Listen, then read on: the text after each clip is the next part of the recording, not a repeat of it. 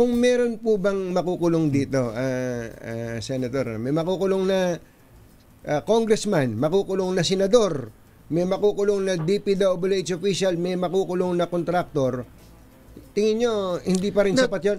Tingin ko meron, Anthony, pero three things. So, number one, hindi to palakihan ng isda eh. Parang ano to, parang bee. Kailangan kunin mo yung queen bee. Pag hindi mo nakuha yung queen bee, manganganak lang yan. Nandiyan pa rin yan, di ba? So, syempre, ang temptation senador, mas mataas yan. Pero mastermind ba yon? Di ba? O, naniniwala ba tayo, Zaldico? Ilan ang nakilala nyo na chairman ng appropriation sa House? Kaya ba yan ng isang chairman lang ng appropriation? Di ba? Di sana, yan ang hindi na tatakbong presidente. Dapat tumakbo ka na lang.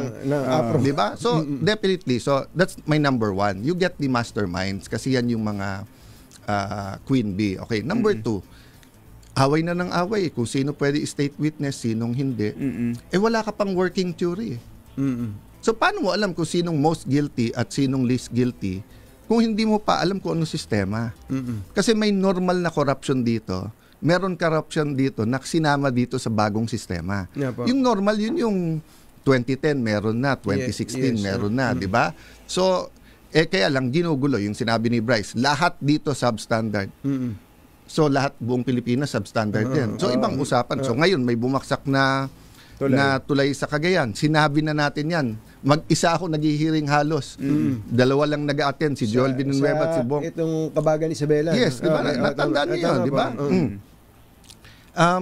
Sabi nila hindi, lahat ng ibang tulay okay, biglang bumaksak ngayon. So ang kalaban natin ngayon is fear. Fear na baka walang mahuli, fear na baka lalong grumabi to, fear na baka mamundok mga anak namin kasi wala naman nangyayari. Kalaban natin galit talaga ng tao, di ba? Pero ang pinakamalaking kalaban natin dito, kawalan ng tiwala.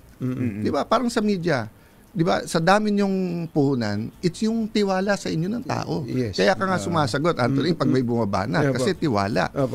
So, yes, meron na nagtitiwala sa Pinklawan. Yes, may nagtitiwala sa DDS. May nagtitiwala kay President Marcos. Di ba? Pero in general, walang tiwala tao sa gobyerno eh. At no point in our history na pag sinabi yung congressman, senador, etc.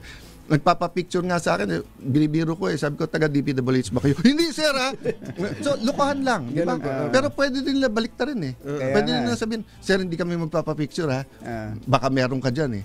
Di ba? So, mababa yung trust eh.